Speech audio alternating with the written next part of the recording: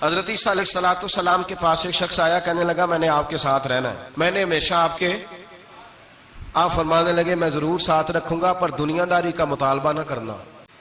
حضرت عیسیٰ علیہ السلام کہنے لگے میرے ساتھ رہنا ہے تو دنیا داری سے بولیے دنیا داری سے بچنا۔ کہنے لگا جی بالکل صحیح ہے۔ آپ فرمانے لگے چلو ٹھیک ہے۔ حضرت عیسیٰ نے چاہا کہ اس کا امتحان کریں، فرمایا پہلے دن وہ آیا ہے صحبت صلح میں رہنے کے لیے، خیر سیکھنے کے لیے۔ حضرت عیسیٰ علیہ السلام فرمانے لگے کتنی روٹیاں کھائے گا؟ کہنے لگا ایک۔ آپ نے 3 روٹیاں منگوائی، ایک خود کھائی، ایک اس کو کھلائی، تیسری وہیں رکھی اور جناب عیسیٰ دریا پہ وضو کرنے تشریف لے گئے۔ واپس آیا تو روٹی کوئی نہیں تھی وہاں۔ فرمایا روٹی کس نے کھائی ہے؟ کہنے لگا کوئی پتہ نہیں۔ جناب عیسیٰ علیہ السلام نے نا اس کو معجزہ دکھایا۔ ایک ہرن جا رہی تھی، اس کے ساتھ 2-3 چھوٹے چھوٹے بچے تھے۔ حضرت عیسیٰ علیہ السلام نے ہرن کا ایک بچہ پکڑا، اس کو ذبح کیا۔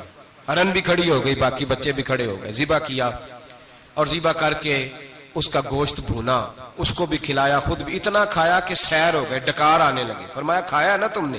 لگا حضور کھایا ہے۔ فرمایا پیٹ میں ابھی ہے کا ہے؟ ہرن کے بچے کی ہڈیاں پڑی ہوئی تھیں۔ جناب عیسیٰ نے ساری ہڈیاں اکٹھی کر کے فرمایا کم باذن اللہ، اللہ کے حکم سے کھڑا ہو جا۔ وہ ہرن کا بچہ پھر زندہ ہو گیا۔ آپ فرمانے لگے ہرن کے بچے کا گوشت تیرے پیٹ میں بھی ہے، میرے پیٹ میں بچہ وہ جا رہا ہے، اب تو بتا دے روٹی کس نے کھائی ہے، اب تو بتا دے۔ کہنا جی کوئی پتہ نہیں، مجھے پتا۔ حضرت عیسیٰ علیہ السلام اس کو ساتھ لے گئے، دریا کے اس پار جانا تھا۔ فرمایا ہاتھ پکڑا چلو گزرو۔ دریا میں پیر رکھا، اس کا بھی اپنا بھی۔ کہنے لگا جی ڈوب جاؤں گا۔ فرمایا تو میرے ساتھ ہے، تجھے معجزہ دکھانا ہے، اللہ کی قدرت دکھانی ہے۔ پیر رکھا دریا میں، پیدل چلتے ہوئے دوسرے کنارے چلے گئے، کوئی ڈوبا نہیں، پیر بھیگا نہیں۔ فرمایا اتنی بڑی تو نے معجزہ دیکھا ہے، اب تو بتا دے روٹی کس نے کھائی ہے؟ کہنے لگا جی پتا، مجھے خبر، اللہ کے سامنے سارا ہی پتا ہوتا ہے، پتا نہیں مجھے، بولے بن جاتے ہیں نا منٹ میں۔ حضرت عیسیٰ کہنے لگے میں اللہ کا پیغمبر ہوں، مجھے منوانا آتا ہے۔ دریا کے اس پار گئے تو ریت تھی، صحرا کا علاقہ تھا۔ جناب عیسیٰ نے ریت کٹھی کی، چھوٹی چھوٹی ڈھیریاں لگائیں، 3 ڈھیر ریت کے لگ گئے، 3 ڈھیر۔ جب 3 ڈھیر لگ گئے تو جناب عیسیٰ علیہ السلام نے پھونک ماری، وہ ساری کی ساری ریت سونا بن گئی۔ حضرت عیسیٰ علیہ السلام کہنے لگے یہ 3 حصے ہیں سونے کے، ایک حصہ میرا ہے، ایک تیرا ہے، اور تیسرا اس کا جس نے تیسری روٹی کھائی ہے۔ کہنے لگا جی میں نے ہی کھائی ہے۔ تیسرا حصہ اس کا جس نے تیسری روٹی کھائی۔ کہنے لگا جی روٹی؟ فوراً مان گیا، بے قدرہ کچھ قدر نہ جاتی، کیتی خوب تسلی ہو، اے دنیا دار پجاری زردے کتیاں دے گل ٹلی ہو۔ آپ فرمانے لگے چل چھوڑ کوئی اور بات بھی کر۔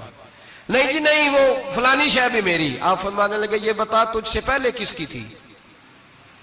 کہنے لگا فلانے سے خریدی ہے۔ فرمایا اس سے پہلے کس کی تھی؟ چپ کر گیا۔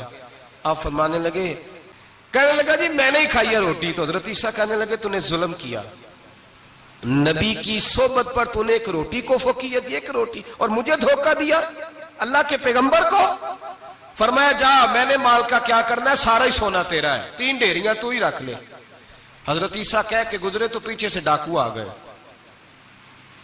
تلواریں ہاتھ میں، 2 ڈاکو، سونا پڑا ہوا دیکھا۔ کہنے لگے تیرا ہے؟ کہا میرا ہے۔ کہنے اٹھ دوڑ جا، تجھے قتل کر دیں گے۔ منت کرنے لگا۔ کہنے لگا یار اس طرح کرو نا، بانٹ کے کھاتے ہیں، بانٹ کے کھا لیتے۔ بات طے ہو گئی، ایک ایک ڈھیری کے مالک ہو گئے۔ اب وہ بات چیت ہونے لگی، نام پتہ واقفیت ہو گئی، تعارف ہو گیا۔ اب وہ جو 2 ڈاکو تھے ان کو وہ شخص کہنے لگا بھوک لگی ہے یار کو روٹی کھاؤ، کچھ پیسے دے کے ایک کو بھیجا۔ وہ جو 2 ڈاکو تھے ان میں سے جو کمزور تھا اس کو بھیجا کہ جاؤ کھانا لے کے آؤ۔ وہ کھانا لینے گیا تو پیچھے سے کہنے لگا تیرا رشتہ دار ہے؟ کہا نہیں۔ کوئی تعلق؟ کہنے لگا کوئی نہیں۔ آدھا حصہ کیوں دیتے ہو؟ کہنے لگے کمزور سا بندہ ہے، روٹی شوٹی لا دیتا ہے، میرے کام شام کرتا ہے، تو میں اس کو آدھا۔ اس نے کہا دفع کرو، چھوٹے چھوٹے کام کرتا ہے تم آدھا حصہ دیتے ہو، آتا ہے تو پکڑ کے قتل کر دیتے ہیں، سونا آدھا آدھا بانٹیں گے۔ ٹھیک ہو گیا جی۔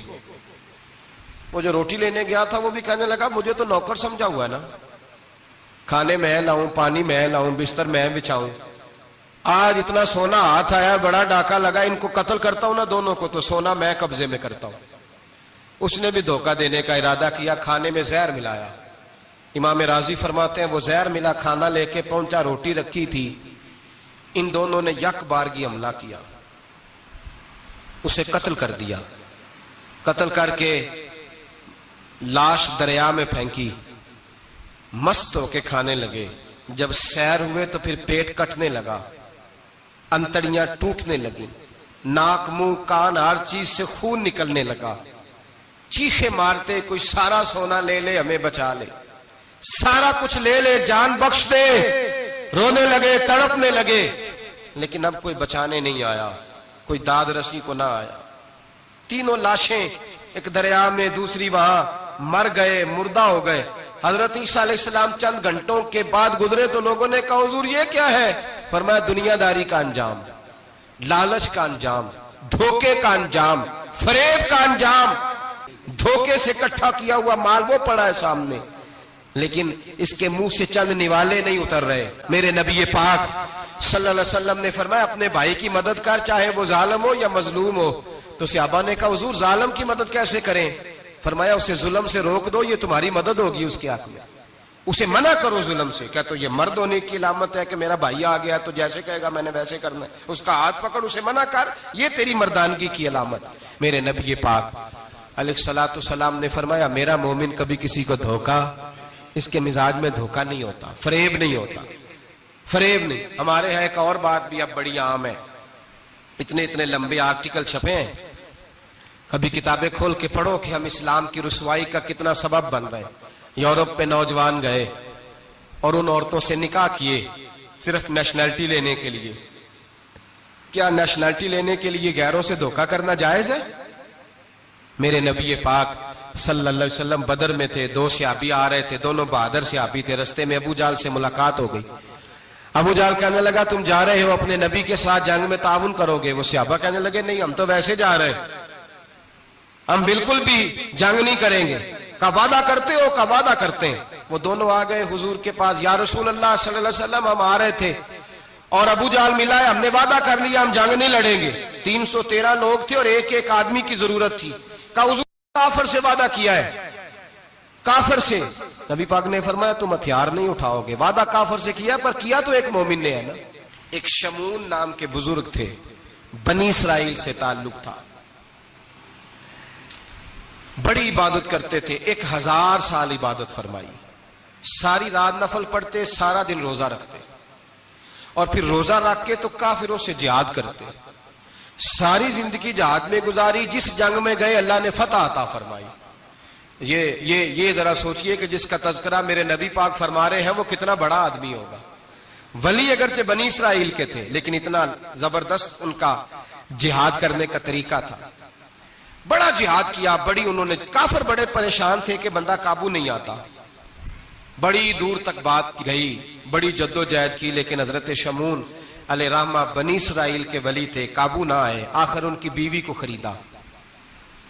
اور یہ ایک دو مثالیں بیویوں کی آ گئی ہیں، خامد بھی بکتے ہیں، یاد رکھنا، بھائی بھی بکتے ہیں، اللہ ماشاءاللہ جب کوئی بکنے پہ آتا ہے تو پھر وہ اپنے معیار کو قائم نہیں رکھتا، پھر لوگ گر جاتے ہیں معیار سے۔ بیوی کو خریدا، کہنے لگے تو نے اس کے ساتھ رہ کے کیا وقت گزارا ہے؟ کہنے لگی کوئی سکھ نہیں پایا، ایک وقت روٹی ایک وقت کی بھوک، درویشی کا درس دیتا ہے، کچھ بھی نہیں ملا۔ حضرت شمون علیہ رحمہ کی بیوی جب خریدی گئی، کہنے لگے جب یہ، چونکہ یہ کم سوتے ہیں اور جتنی دیر سوتے ہیں گہری نیند سوتے ہیں، جب گہری نیند سو جائے تو رسیوں کے ساتھ جکڑ دینا۔ امام غزالی علیہ رحمہ نے اس کو لکھا ہے، رسیوں کے ساتھ جکڑ دیا بیوی نے۔ حضرت شمون اٹھے نہ تو اپنے آپ کو رسیوں سے بندھا ہوا دیکھا، اللہ اکبر کہا، جب اللہ اکبر کہا تو ساری رسیاں ٹوٹ گئیں۔ بیوی سے کہنے لگے تو نے کیوں باندھا؟ اس نے پھر دھوکہ دیا، کہنے لگی ہر جنگ میں لوگ آ کے بتاتے تھے تیرا خاوند بڑا دلیر ہے، میں نے کہا میں بھی دیکھوں کتنا دلیر ہے۔ سارے ایک نیا رنگ، ایک نیا روپ، ایک نیا طریقہ، تو میں نے تو آزمایا ہے، اور یہ تو چھوٹی چھوٹی رسیاں تھیں۔ آپ فرمانے لگے چلو ٹھیک ہے، اگر تو نے آزمایا ہے تو پھر دیکھ بھی لیا ہے۔ کچھ دنوں کے بعد اس نے زنجیروں سے باندھ دیا، لوہے کی زنجیروں سے، اٹھے تو بندھا ہوا پایا، اللہ اکبر کا تو زنجیریں بھی ٹوٹ گئیں۔ فرمانے لگے یہ تو نے کیا کیا؟ کہنے لگی دیکھنا چاہتی تھی، کچی رسیاں تو توڑ لیتے ہو، زنجیریں بھی ٹوٹتی ہیں کہ نہیں؟ ہاں بھائی ٹھیک آ کے لوگ بتاتے ہیں تو واقعی دلیر ہے، ہر جنگ میں کامیاب ہوتا ہے۔ اب قریب بیٹھنے لگی، کھانا اپنے ہاتھوں سے کھلانے لگی، فریب کرنے لگی، دھوکہ دینے لگی، کہنے لگی بتاؤ تو صحیح طاقت کا راز کیا ہے؟ مومن نرم دل ہوتا ہے، ایک دفعہ کوئی مسکرا کے پاس آتا ہے تو سمجھتا ہے کہ شاید یہ میرا خیر خواہ ہے، اس لیے مومن دھوکے کھاتے ہیں، دھوکے دیتے نہیں۔ جب اس نے محبت کے لب و لہجے میں بات کی تو جناب شمعون کہنے لگے اور تو میں کسی چیز سے قابو نہیں آ سکتا، بال ان کے لمبے لمبے تھے، بیٹھتے تھے تو نیچے بال آتے تھے، ہماری شریعت میں جائز نہیں۔